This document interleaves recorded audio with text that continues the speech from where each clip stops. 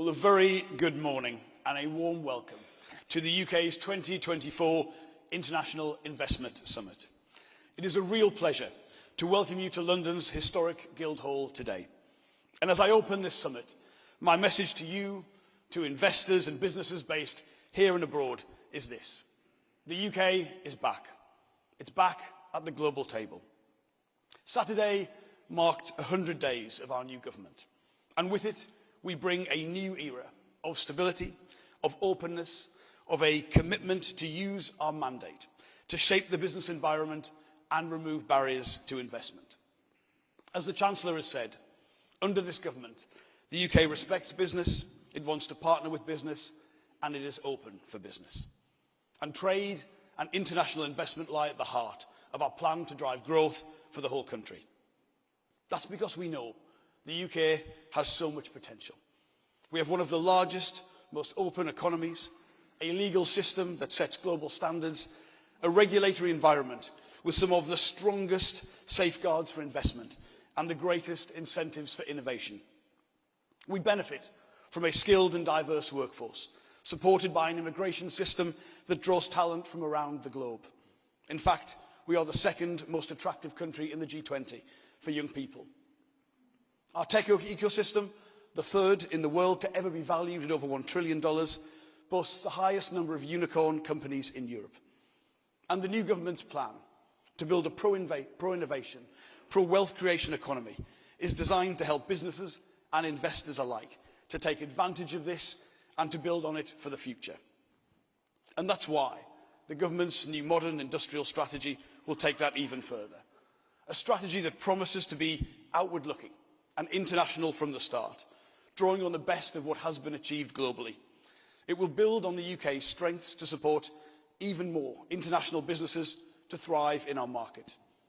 To do this, we are guided by four key principles: building long-term stability, renewing our commitment to free and fair trade, cutting costs for investors, and working in partnership with business and trade unions. Our industrial strategy will create long-term, sustainable, inclusive and secure growth, injecting capital into 8 high-productivity, high-export, high-investment sectors, those in which the UK already claims a significant competitive advantage. Those sectors are financial services, professional and business services, clean energy industries, digital and tech, advanced manufacturing, life sciences, creative industries and defence. Above all else, though, our industrial strategy will show that we are listening and responding to the needs of business. To that end, it will engage on those more complex issues you've highlighted to us as barriers to investment: skills, data, finance, regulation, energy prices, grid connections, infrastructure and planning. And we'll view every single one of these through the lens of investment promotion, ensuring that our policies are made with business and for business. We want to work with mayors and multinationals, councils and CEOs, devolved administrations and academics to deliver that prosperity through partnership. And you can see that here at this summit, in our announcement of the expanded Office for Investment. It will become the UK's full investment promotion body, with powerful tripartite sponsorship from the Prime Minister, the Chancellor and myself. It will be led by our new Minister for Investment, Poppy Gustafsson, a titan of the tech world who comes into government with a wealth of private sector experience, not least in co-founding Darktrace and turning it into a multi-billion-pound company. And I know she will expertly guide the Office for Investment in providing a seamless journey for our most strategically important international and domestic investors, helping them navigate government and unlock capital. And this offer to investors will include new triage services to support them with planning and skills issues. This will be a partnership with expert planners and skills specialists in the Ministry of Housing and the Department for Education, providing bespoke, practical support to tear down those barriers to investment. The Office for Investment will also work hand in hand with central and local government to turn the industrial strategy and regional growth plans into a clear, commercially attractive pipeline of investment opportunities. We want to pilot a new way of supporting transformational local projects. We want to connect them with specialist support to develop exciting opportunities at the right scale and the right commercial credibility to pull in large-scale investment. Together, these changes will help supercharge investment into our cities and regions, whether that's digital industries in Belfast, life sciences in Cambridge and Liverpool, advanced manufacturing in Wales and Greater Manchester, or financial services in Edinburgh, Leeds, or right here in London, where we want our capital to retain its crown as the top financial centre ahead of New York, Paris and Singapore. Yesterday, we announced a new Industrial Strategy Advisory Council to help spearhead this work, and I am delighted to say it will be led by Claire Barclay. As the trailblazing CEO of Microsoft UK, Claire is perfectly placed to lead the Council's work in bringing leaders together right across business, academia and the trade union movement to drive forward the strategy's implementation. Part of that work is ensuring that our growth-spurring sectors can fully benefit from our upcoming trade strategy, where we're forging a closer relationship with the EU. We want smoother trade and simpler processes for doing business, but we're also seeking new growth-spurring trade deals with powerhouse economies across the globe, including the Gulf Cooperation Council and India. Crucially, the delivery of our industrial strategy is not limited to one or two departments. It is a complete cross-government effort. And it's why our new National Wealth Fund is turbocharging investment into the green technologies of the future. And you'll be hearing more from the Chancellor today about the next big steps we're taking to ensure the National Wealth Fund benefits businesses and communities in every part of the country. That's complemented by the work of the Department for Energy Security and Net Zero. They are ensuring that businesses are the ones leading Britain's charge to becoming a clean energy superpower by 2030. It's also why the Ministry of Housing is overhauling our planning system so that international investment flows into building the next generation of UK infrastructure alongside 1.5 million new homes. Over the course of today, hopefully you'll have the chance to meet some of the Cabinet Ministers delivering on the missions I've spoken about. They are personally delivering the era of change, of stability and certainty that this new government brings. Quite simply, my friends, the days of the UK constantly shifting policies and priorities are over. We are here and committed to the long term. So we really do believe we have a world-beating offer for those who make the UK their investment destination of choice. I hope that resonates in the plenary sessions, the networking events, and the keynote speeches we have planned for you today. I hope you will leave this summit inspired by what you've heard, confident that here in the UK, we have a government that wants you to be at the forefront of our new pro-innovation, pro-business, pro-wealth creation economy. And we want you to share in its success. And now, it is my great pleasure to welcome my friend, the Prime Minister, Sir Keir Starmer.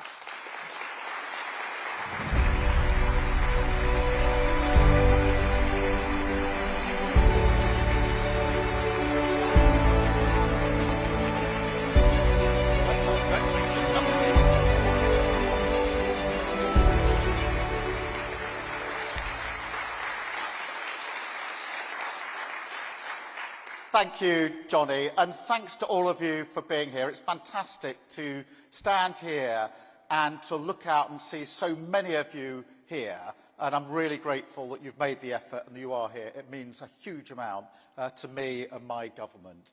And welcome to this government's first International Investment Summit. And some of you, I know, have come a very long way to be here. You've flown in a great distance. Some of you will be going straight back out again afterwards. You made a huge effort to share with us the precious gift of your time. And we're really, really grateful for that. And welcome to the Guildhall, London's ancient town hall. Isn't it a fantastic building? It's really breathtaking, this Guildhall. Not, of course, to be confused with the nearby Guildhall School of Music, where I once pursued a fleeting ambition to play the flute professionally. I kid you not, complete with then long hair and very, very flared jeans. All photographic evidence has been destroyed, I'm afraid. But today we're pursuing a different ambition, a shared ambition: growth. You have to grow your business, and I have to grow my country. I'll leave it to you to decide if you think voters or shareholders are the more forgiving audience. But without growth, let's just agree, it's a difficult conversation, whoever you're talking to. And that therefore growth is the cause that binds us together, the shared endeavour of prosperity. It's why we've made it the #1 test of this government. And I'm determined to do everything in my power to galvanise growth, determined for this country to be the highest growing economy in the G7. That is our most important national mission, because it's the only way to deliver the mandate for change that we've won. Growth is higher wages. Growth is a more vibrant high street. Growth is public services back on their feet. It's less poverty, more opportunity, more meals out, more holidays, more precious moments with your family, more cash in your pocket. And of course, for any business, it means a bigger market, higher demand, a more secure and prosperous future, your effort and enterprise rewarded in profit. But it is much more important even than all that. We live in an age when political fires rage across the world. Conflict, insecurity, a populist mood that rails against the open values so many of us hold dear. Values which, as you know, are so crucial for making business easy to do. And yet at the same time, look around the world. Look at the investments you and others are making. This is an age of great possibility as well. Huge revolutions in digital technology, in clean energy, medicine, life sciences, each with the potential to fundamentally change the way we live and the way that we work. Each with the possibility to transform the lives of working people for the better. And so, in times like this, economic growth is vital, as it's always been, if we're to steer our way through a great period of insecurity and change and on to calmer waters. Because when working people benefit from that growth, when every community enjoys the fruits of wealth creation, it stops a country turning in on itself and against the world. And that, in turn, helps provide a stable foundation, breathing space, for a country to take advantage of those opportunities for a better future. To put it more simply, it's not just that stability leads to growth, though we all recognise that. It's also that growth leads to stability. Growth leads to a country that's better equipped to come together and get its future back. And that's why it's always been so critical to my political project. The key ingredient of that great moderation we became accustomed to before the financial crash, but which, together, in partnership, we now have to earn again. Every one of you here today has been invited for that reason. It's not just that you lead some of the most important businesses in the world. It's also because you're pivotal to this great cause of our times. And the reason we are focusing so much on investment is because the mission of growth in this country in particular demands it. Private sector investment is the way we rebuild our country and pay our way in the world. And make no mistake, this is a great moment to back Britain. This is a great moment to back England, Scotland, Northern Ireland and Wales. We have an amazing education system that produces some of the best talent in the world, the largest tech sector in Europe, leading positions in some of those great industries of the future, artificial intelligence, life sciences, clean energy, the creative industries. We're a country where businesses thrive, small and large alike, clear regulatory frameworks and protection, a legal system that sets high standards around the globe, a location that means we can speak to our colleagues in the Americas or Asia in the same day, a high ranking in the Global Innovation Index every year, our wonderful global language, our world-renowned sport and culture, this great modern city all around us, a heritage steeped in commerce and trade, a set of shared values, centuries long, of being a country that is open for business. You can't put a price on any of this. And we've got our problems, of course we have. As I've said, our public services need urgent care. Our public finances need the tough love of prudence. Challenges we cannot ignore. Because we know, just as every leader here knows, that those early weeks and months are precious. And no matter how many people advise you to ignore it, that you must run towards the fire to put it out, not let it spread further. So we will fix our public services, we will stabilise our economy, and we will do it quickly, because we don't want any of the problems associated with our inheritance, misting up the shop window of Britain, distracting you from all those assets that I just listed, assets that may feel more intangible, but are more valuable, more enduring, and deeper in the bones of this nation, and which are ready to be unlocked if we take firm and decisive action on policy, which we can and we will, and to give you total confidence that this is the moment to back Britain. Now, let me quickly run through 4 crucial areas in our pitch for Britain. And I know it's kind of CEO heresy to have a list of 4, not 3. So I apologise. Please indulge me. First, stability. We have a golden opportunity to use our mandate, to end the culture of chop and change, the policy churn, the sticking plaster politics that makes it so hard for investors to assess the value of any proposition. Now, you may think, well, every government says that. But the stability that comes with a large majority in our system, that is a unique advantage. And we have the determination, the focus on clear long-term ends, a mission-led mindset that thinks in years, not the days or hours of the news grid, needed to unlock the potential. And don't doubt that. Second, strategy.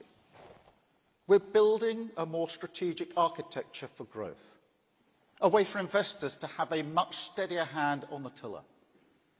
That's why we've announced a new National Wealth Fund and switched on Great British Energy, which will accelerate investment in clean power and future technologies, like carbon capture and storage, for example, which we backed alongside BP, Equinor and Eni, and which shows the hard-headed approach we will take to industrial policy. A partnership, sharing the risk with the private sector. Ambition, absolutely. But also unsentimental, guided by the market, focused at all times on the real potential for comparative advantage in this country. You know, this is the point I would always make about our modern industrial strategy. In this country, there's been a long, rather arcane political debate about picking winners. Well, we're not in the business of picking individual winners, but we are in the business of building on our strengths, mowing the grass on the pitch, making sure the changing rooms are clear and comfortable, the training ground is good, so that when our businesses compete, they're match fit. That, to put it simply, we give the businesses of this country the best conditions to succeed. And I don't know why that's sometimes controversial in this country. Industrial policy seems fairly commonplace elsewhere in the world, but it is fundamental to the way we see our job on growth and our relationship with a room like this. Third, Britain's global standing. We're determined to improve it, determined to repair Britain's brand as an open, outward-looking, confident, trading nation. But I see this as diplomatic necessity. And I think it's clear how much priority I've given it in the first 100 days of government, all around the world, whether it's countries or investors. People want to know that Britain can be a stable, trusted, rule-abiding partner, as we've always been. But that somehow, during the whole circus that followed Brexit, the last government made a few people less sure about, needlessly insulting our closest allies, and of course a few choice Anglo-Saxon phrases for business. Well, no more. We've turned the page on that decisively, and we will use that reset for growth. Finally, fourth, regulation. Now, I don't see regulation as good or bad. That seems simplistic to me. Some regulation is life-saving. We saw that in recent weeks here with the report on the tragedy of Grenfell Tower. But across our public sector, I would say the previous government hid behind regulators, deferred decisions to them because it was either too weak or indecisive, or simply not committed enough to growth. Now, planning is a very real example of that. Or, for friends from across the pond, permitting is a really clear example of that, the global language. But anyway, the key test for me on regulation is, of course, growth. Is this going to make our economy more dynamic? Is this going to inhibit or unlock investment? Is it something that enables the builders, not the blockers? Now, I know some people may be wondering about our labour market policies introduced last week. Let me be clear. They're pro-growth. Workers with more security at work, with higher wages, that is a better growth model for this country. It will lead to a more dynamism in our labour market. And seriously, we need to think differently about this. A nation's position in the world is changing all the time, as must its growth model. So while I know that this is a room full of businesses who take investing in their human capital seriously, when I look at the British economy as a whole, it does seem as though it's sometimes we're more comfortable hiring people to work in low-pay, insecure contracts than we are in investing in the new technology that delivers for workers, for productivity, and for our country. And we've got to break out of that trap.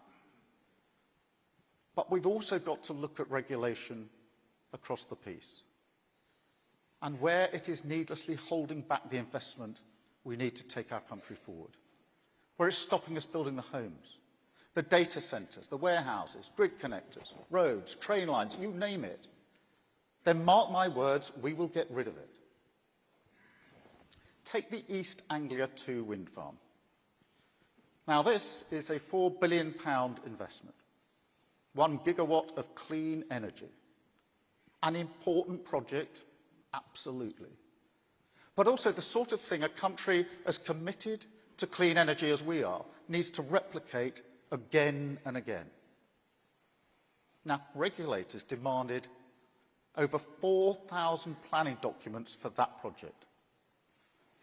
Not 4,000 pages, 4,000 documents. And then, 6 weeks after finally receiving planning consent, it was held up for a further 2 years by judicial review. I mean, as an investor, when you see that kind of inertia, you don't bother, do you? And that, in a nutshell, is the biggest supply-side problem we have in this country. So it's time to upgrade the regulatory regime, make it fit for the modern age, harness every opportunity available to Britain. We will rip up the bureaucracy that blocks investment. We will march through the institutions and make sure that every regulator in this country, especially our economic and competition regulators, take growth as seriously as this room does. And look, tell us about your frustrations on this. Speak to my team. Speak to me, to Rachel, to Johnny, to Ed, and our new Minister for Investment, Poppy. Any leader knows the importance of a good team, and we've got one here. We're united behind growth. Our door is open, and the work of change has already begun. We're reforming the planning system. The onshore wind ban has gone. New projects in solar, wind, tidal energy, carbon capture and storage, tax relief for the creative industries, investment from the world's leading companies, Blackstone, Amazon, a new partnership with CyrusOne to build data centres in Didcot, finally grasping the nettle on airport expansion, a new £1 billion commitment from Manchester Airport Group to expand Stansted, opening up new routes for work and holiday destinations. The first of tens of billions worth of inward investment deals that we will sign today, because we're determined to lead the way on growth, determined to get Britain building, determined to get our economy moving through the shock and awe of investment. That's the message to take home today. When the big decisions are made, when you go back to your boardrooms and ask, where does our money go? Where do our jobs go? Where does our investment go for a better future? Let me offer you a new answer. It's time to back Britain. Thank you very much indeed. Thank you. Thank you.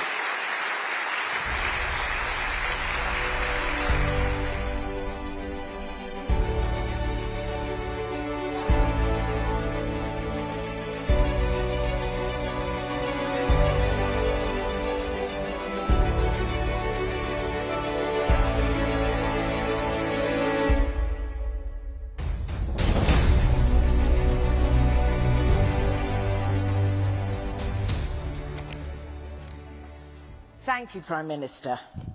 Stability, industrial strategy, global standing as open and outward-looking, regulation, and a new Minister for Investment.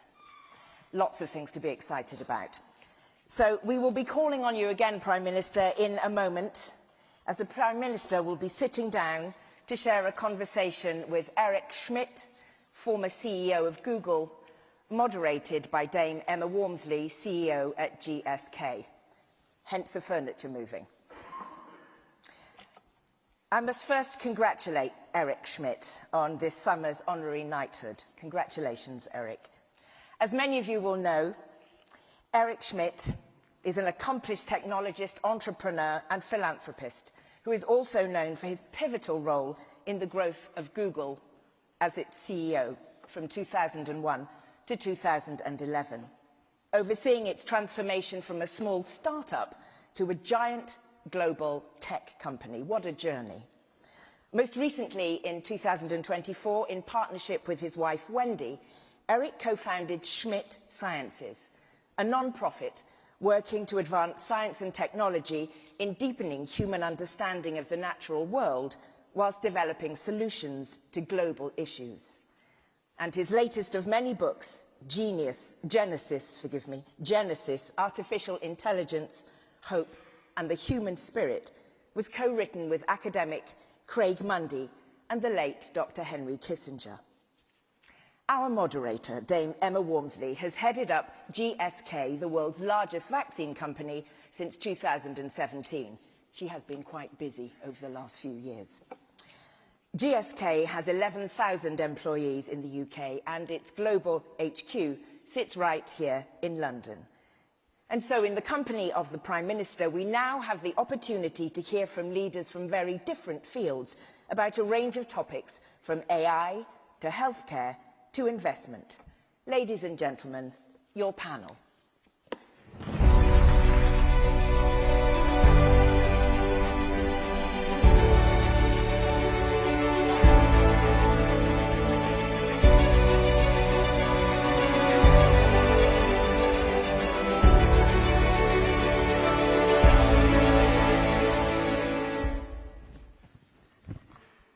Right.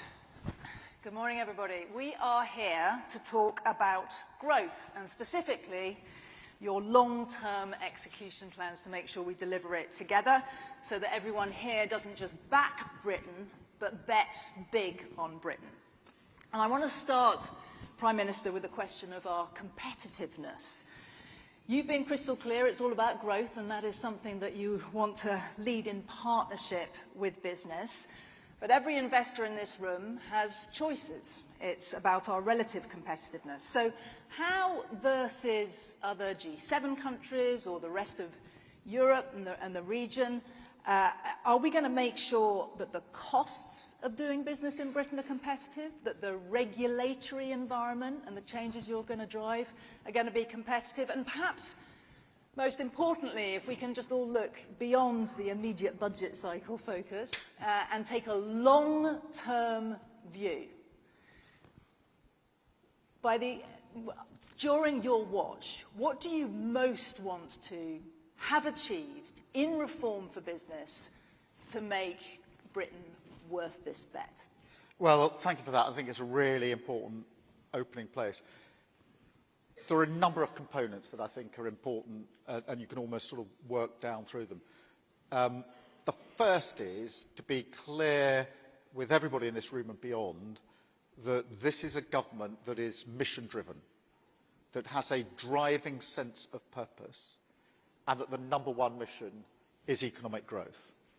And everything else ladders up to that. So this real clarity. I think one of the biggest mistakes of governments, particularly recent governments here, has been too much focus on the short term, too much chop and change, too much what I've called sticking plaster politics. So you've got a government with strategic long-term vision, which is around a very clearly defined mission. And that helps with certainty, strategic thinking, but it also helps with priority, because all governments have to prioritise. Difficult decisions are made all of the time. And this gives us a yardstick, if you like, which is it pro-growth, in which case, yes, or is it not pro-growth, in which case, no. The second thing then, alongside the mission, but crucial to it, is that we've got a good majority under our political system. And that's not about political bragging and the numbers. It's not particularly party political, but it is to say the decisions that we can make are therefore measured in years, not months. And for investors, that's really important. Now, that's the sort of high-level issue. So it's growth, it's mission-driven, it's got the stability that we need. But what I also want to make clear today is that we have listened good and hard to execution questions, the point you put to me. That's all very well, but how does that actually materially make a difference to me as an investor? Because, as you rightly say, we've got choices to make. We could invest here, we could invest somewhere else. So how do you change the environment? Now, on the positive column, if you like, we've got brilliant assets, brilliant education, brilliant skills, some of the best universities in the world, and real leaders, artificial intelligence, life sciences, you name it. There's all of the assets I just listed in my speech, really strong attributes of the UK. But in the other column, we've got some inhibitors. And it's those that we need to absolutely champion the brilliance that we've got to offer.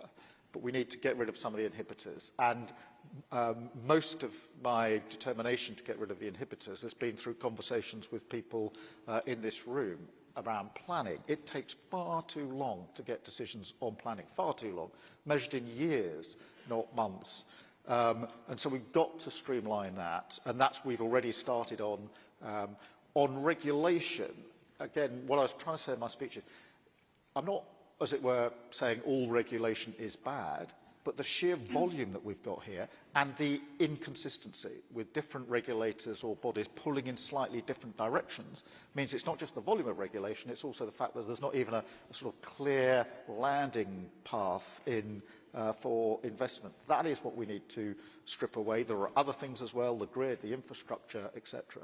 And we've set up some of the mechanisms now for doing that. Huge, we've got investment minister, we've got a real focus on innovation, the National Wealth Fund, Great British Energy. But it's doing the both together. But the one thing that having a good majority gives you is the opportunity for bold action very early on in a parliamentary term to do the things which have always been put in the too difficult box. I mean, everybody knows planning's a problem. We've known this. Anybody who's ever been involved in investment infrastructure projects will know planning is a problem. But until now, you've had a mindset in politics which is that, well, let's put that in the difficult box because it raises too many issues. Everyone knows that regulation actually needs to be streamlined and made fit for purpose. But again, too dangerous to deal with. Let's put it in the too difficult box. I think now's the time to absolutely grasp these things, to create the environment for investors to invest. And the final thing I'd say is this. This has to be a partnership between a mission-driven government on the one hand and the private sector on the other. But what's important in a partnership is that both partners don't try and do the same thing. That government doesn't try to do what investors in the private sector does, because investors in the private sector do it better. But equally, that we are setting the mission, what we want to achieve. So investors need to know, I'm happy with the end destination. And then what the government's role is to make sure that the path is cleared for that to succeed. And therefore, there's different bits of the partnership that if they're done well as a true partnership, I think create conditions. I think there's a real window of opportunity here in 2024 for this to happen, and we have to seize it. So Eric, as an investor yourself, when you listen to that list from the Prime Minister, what do you think is most important to keep the UK competitive? What's missing? And what do you think is the risk to us to delivering this successfully for the country? I was shocked when Labour became strongly in favour of growth. Wealth creation is the #1 mission of a Labour government. Did you hear that? Yeah. It's true. And I actually know you well enough to know you actually believe this. So when I look at this, I say to myself, how will you pull it off? In the time I've spent with this group in the last few days, there's plenty of money that's going to come into the country if you achieve what you just said. So when I listen to this, I think maybe instead of calling it regulation and investment, you should call it a lot of investment and very small amount of regulation. Or maybe you need a minister of anti-regulation. A more serious proposal is that democracies, especially something as long as old as this one, have so many ways in which people can say no. I'd much rather, and I think the business community would much rather have a single person who can say yes or no, and who says no, and then they can move on. The cost of capital and the delay is killing you. Yeah. And furthermore, you're not going to achieve your 2030 energy goal, which is laudable, without fixing this. Yeah. So you have a tactical leadership problem to achieve this, and I think you can pull it off. But you have to figure out a way to get control. You have strong political capital right now. You just started. You're forming your government. You've got to find a way to get them to move on this agenda as opposed to just go like this. Yeah. That means I'm listening, not that I'm doing it. No, I think this is a really big challenge. It has to be a cross-government priority, not just within the Treasury team. It's got to be across government. And one of the things we've done is to create mission delivery boards, which doesn't sound like a very interesting concept, but is vital. If you're going to do this, you've got to do it horizontally across all different departments at the same time. And get those silos out. So we are setting up some of the structures that will do this. But in the end, it's a mindset. It's a mindset of, does this promote growth or does it not promote growth, being the most important question we ask ourselves. So can I come to the question of where we sit in the global context? One of the things I often hear is that people like investing in Britain because it can be a source of innovation for the world. We have a great track record of doing that. Another one is because we can be a hub and a bridge internationally. So it's not just about the domestic market. But in a post-Brexit world, how does that actually work? And again, what is the competitive offer for that international connectivity? I think this is a really important point, because I think the international reset, or the reset on the international stage, has to come alongside what we're doing on investment. Whichever way people campaigned and voted on Brexit, one of the consequences, to my mind, was that the impression was given that the UK was more interested in sort of turning in on itself, becoming more isolated, and less interested, frankly, in the outside world than we once were. We've always been a champion of the outside world, always been looked to for influence, a sort of pragmatic problem-solving country that very often was able to take a lead because of those key qualities. And as I say, this actually isn't an argument about which way we voted or not, but the impression became that there was a lot of chaos after Brexit, because actually nobody quite knew where we were going next. And it looked as though we were sort of looking at ourselves. By resetting internationally, which is what I've spent a lot of capital on in the first 101 or 2 days, we can be clear again that we want to play the role we used to play on the international stage: confident, outward-looking, values-driven, abiding by agreements that we make, that matters, and we've got real attributes to go with it. Bridging to partners, whether in Europe or elsewhere across the world, which we can do, and that's why I've spent quite a lot of time trying to rebuild those particular relationships. But also clear that I won't go through everything in the speech that I had in terms of our language, our timelines, and the rule of law, which is hugely important to every investor. If people are going to invest in the UK, when they can invest in other countries, they need to know, as they do know with our legal system, that they can be confident that should there become a point of dispute, it will be resolved properly, quickly, and with the highest sort of calibre of judges or adjudicators. And all of that matters on the international scene.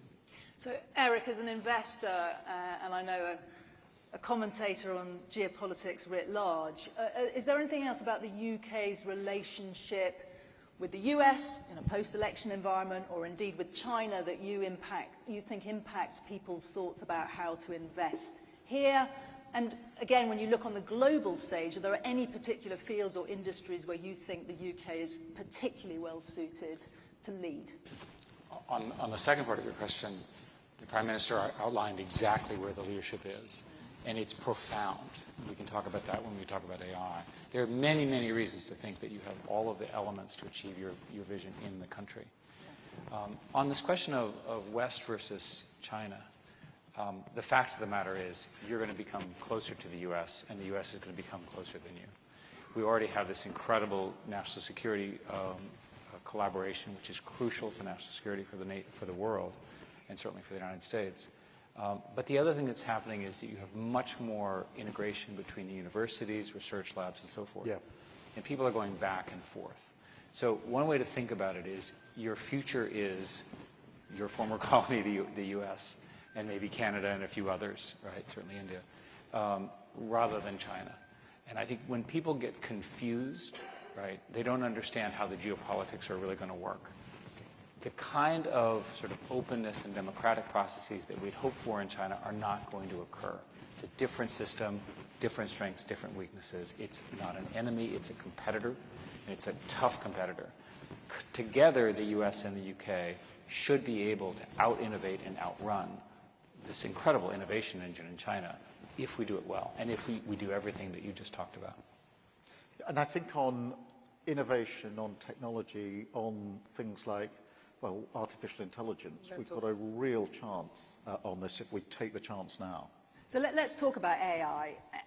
Eric, you've commented often, and a deep expert in its security threats, but also its innovation opportunities. And I know you're writing now on a very hopeful vision for AI as a partner for human ambition. We absolutely know we need guardrails, and we need the right kind of international frameworks and regulation here. We know that all businesses are working hard to work out how to drive adoption, not just for productivity, but also for growth. And it would be great to hear from both of you, perhaps Eric, you first, and then the Prime Minister, on your hopeful vision for AI as a growth enabler, driving economic prosperity, and particularly why this country is the place to bet on this capability. Where is it going to be game-changing growth? Where's it going? If you go to the Science Museum down the road, you'll understand that the industrial age was invented right here. And there's every reason to think that artificial intelligence will have the same level of impact.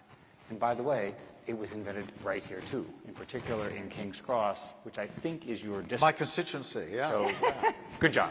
Do it again. And Demis getting the prize, Nobel. Nobel Prize. Absolutely amazing.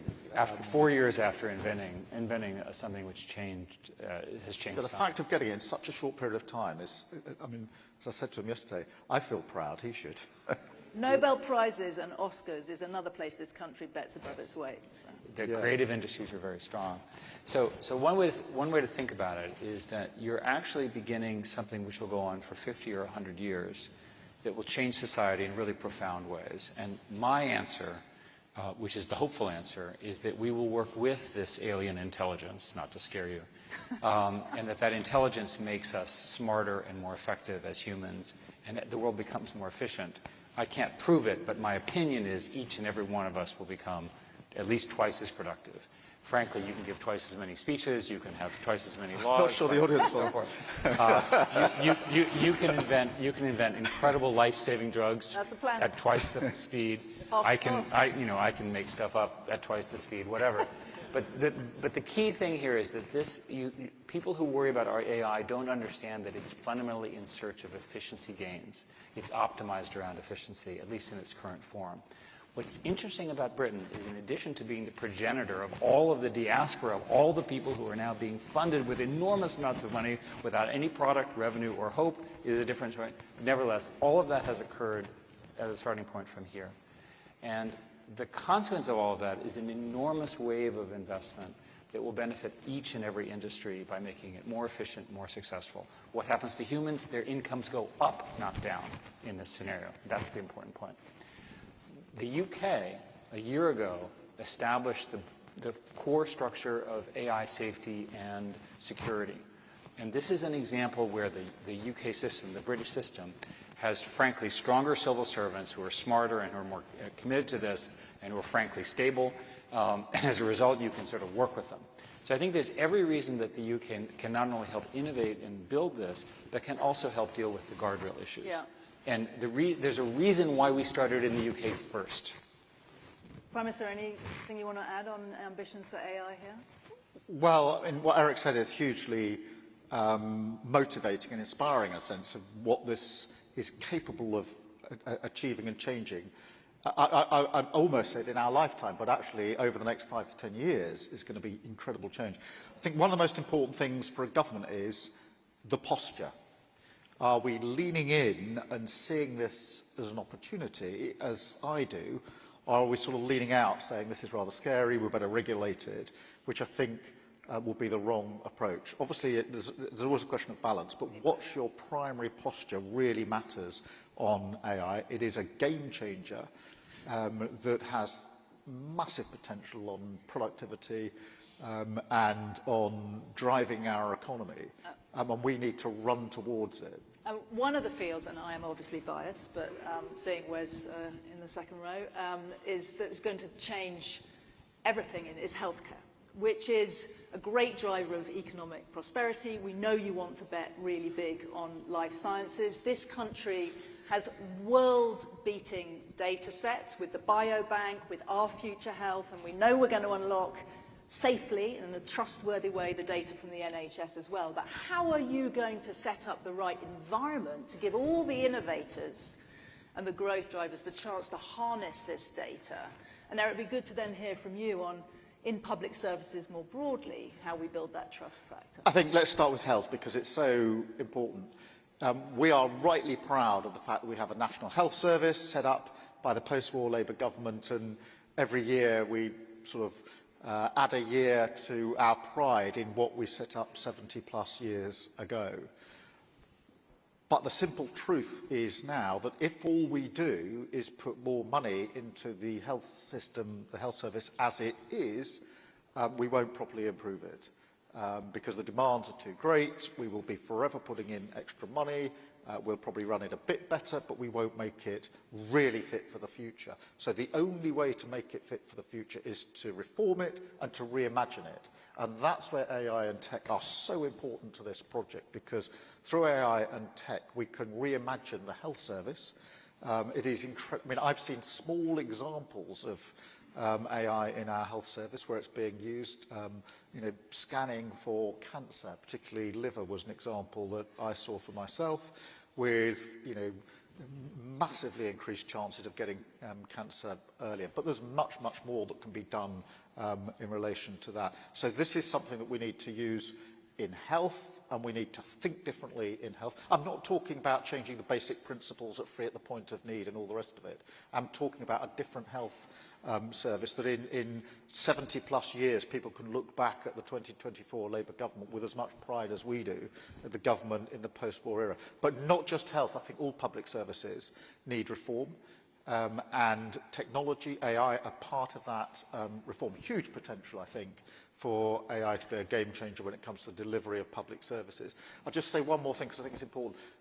Having worked as a civil servant for 5 years in criminal justice, there's always an inhibition in government when it comes to technology and change, a sort of real fear of change. And we need to make sure the culture and mindset is changed as well, because otherwise we will know it's a good thing and that will probably make a big difference, but we'll be a bit too inhibited from reaching for it in case you know, somebody is held responsible for something that doesn't go as well as everybody expects. We have to change that culture, because otherwise we risk that technology, AI, is sort of developing all around us, and yet we haven't made it central to government. There's a real opportunity here, a real opportunity. If productivity goes up and goes twice, then imagine what that would do for our public services. Imagine what that will do for our economy. Obviously, we have to bring people with us. It means that people will be doing different and better jobs, not no jobs, but it will really change our ability to take this country forward at some considerable speed. The UK Biobank is an incredible gift to the world, because remember that these AI algorithms need training data, and you need to amass a lot of it, right? And so the decisions that you all made to do that and to continue it are crucial. You mentioned cancer. Computer vision, I'm sorry to say, is better than human vision now. And it's much more accurate, for example, in the scoring of the various size and types of cancers through imaging. That's another improvement. The average, in this case, patient doesn't know, but it makes the doctor more productive, more accurate, fewer errors, and so forth. Done right, these technologies can make government services more targeted, fewer errors, and more efficient. If you add that at the scale that your country is at, the savings are massive. I mean, so we believe it's going to completely transform drug discovery, and you know, in the end, finding more solutions that keep people out of hospital and get back to community care is also going to be absolutely fundamental. Last question from me: energy. So, you know, this is another major mission for you, Prime Minister: net zero, clean energy, and there are tensions here as well. And Eric, you might explain to us all how the energy, the AI solution that seems to consume so much energy is, you know, when we're going to have resolved that contradiction. So it'd be good to hear that. But on then, Prime Minister, perhaps we can hear your concluding thoughts. We saw this huge statement of intent of over 20 billion, I think, invested in carbon capture. How far and how fast are you willing to go so that the UK really leads the world in the green transition? And importantly, for everyone in the room, how do you want investors to think about their obligations here and their opportunities? But how can we do it in an energy efficient way? Just briefly, the demand for energy for data centers is massive. We need you to approve the necessary steps to make these data centers in Britain because your research scientists, your companies, your citizens all need these things. Now, how can I be in favor of green energy and also in favor of using more electric power? Because the more electric power allows us to build new materials, new science, eventually get fusion, which is the ultimate solution to these problems, and so forth. Just an improvement in energy efficiency through new materials in cars and distribution networks and so forth has a huge impact. DeepMind here did a test on data centers where with a small algorithmic change using their algorithm, which is called reinforcement learning, they improved performance by 15%. If you had a 15% improvement in energy efficiency in the distribution in Britain, think of the amount of additional capital that would free up for further investment. So it's paradoxical. Invest in AI, and as a result, the solutions to the energy transition become apparent much quicker.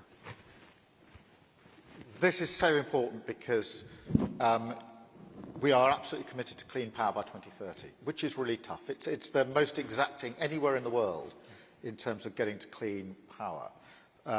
It's tough, but it's doable. And what it brings with it is security, because I spoke about the ever-increasingly volatile world, which has caused great fluctuation in energy prices, which has borne down on families and businesses alike in recent years. It gives us energy, security, independence, lower energy bills, and obviously locks up lots of jobs of the future with it. So we're determined to do it for all those reasons.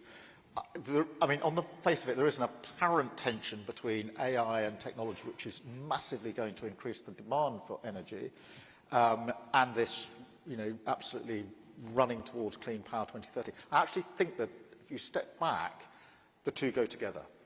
In other words, what you need for your development, your AI, is more energy, but clean, reliable, cheaper energy, homegrown, is the answer to that conundrum. And actually, if we get this right, it becomes an incredibly important selling point of the UK in terms of why would you want to put your databases here? Why would you want to develop AI here? Answer, because alongside our commitment to growth and technology is our commitment to a cheaper, more effective, more independent, more security energy source, which we can ramp up at scale. So on the face of it, there's a tension, but I actually think if we're smart about this, we can turn that apparent tension into a massive advantage. But it just goes back to where I started. We have got to be mission-driven. We've got to have absolute clarity of purpose, because there are always side winds in government. This happens all the time. There's this argument, that argument. And staying steady to the course of purpose and mission is crucial in this. Well, that was our last question. I think I'm going to be allowed just one from Margarita from Vodafone to finish us up. It is all about growth, and we think the answer to every question is AI, but it's actually about people. Margarita. Thank you, Emma. And actually, I wanted to build on the conversation on AI, because I'm sure you are acutely aware that most companies around us are wrestling with how do they accelerate AI adoption against a range of challenges, energy and digital infrastructure being there, but also access to talent. So specifically on talent, two-part question. To Eric, when you are not a company that develops AI, how can you actually be attractive for AI talent? And to the Prime Minister, we have just mentioned how the UK starts off in this race in a very good position with strong AI centers of excellence. But it's tough competition. So when you look beyond today, how do you plan to make the various strengths that the UK can put together to sustain leadership on AI talent? Thank you. Well, let me take the second question first, because I think, look, we do start in a very good position at the moment.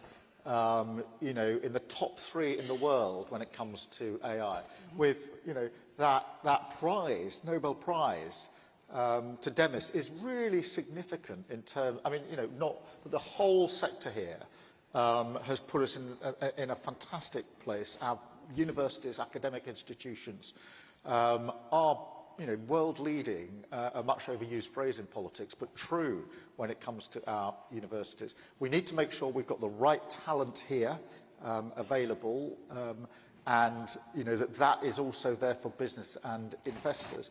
But we also need a real clear statement of intent. This matters, And for that reason, we're going to go with this rather than allow anyone to sort of relinquish the advantage that we have in the starting position that we're in. So all of those are important, and that matters to us as a government, but I think it matters equally to every business, every investor in the room, because this is going to be a real game changer over the next 5 to 10 years. And we have to be at the front of this race. If we become spectators, others will run past us, and we cannot allow that to happen. A pro-growth agenda would start with high skills immigration, which is now in place here and should be expanded. The current problem is very, very real, what you're talking about. It's also temporary, because the market signal in terms of education and so forth, all sorts of incredibly smart people are now getting graduate degrees in AI, and the key thing to do is to get them to either stay in Britain or come from Europe into Britain to do so. And I think that will solve it. In the very short term, the answer is probably working with some of the incumbents, but the real answer is just more talent. When this stuff is hard, it's complicated, it's being built now, it's bespoke. Sometimes it doesn't make sense to me, and I have a PhD in the area. So give it a little bit of time. With the right leadership on your part, Britain can have all those people. They love working, they love living here. So AI and human beings together can be great growth drivers. Business and government together hopefully are going to be very ambitious and successful growth drivers. It's a wonderful day for us all to be thinking about betting big on Britain. Eric, Prime Minister, thank you very much. Thank you very much. Thank you. Thank you. Nice to see you. Very good. Thank you so much. Anytime, anytime. All right, thanks. All right, well done.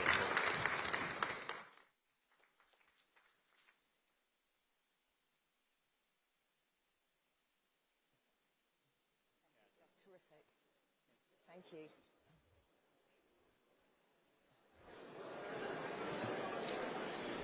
Hello, hello. Yes, I can see everybody moving about. We are now going to have a brief refreshment break, and we will come back promptly, please, at 11:20 for a fantastic panel convened by our Secretary for State for Culture, Media and the Sports. Please come back at 11:20. We'll see you then. Thank you.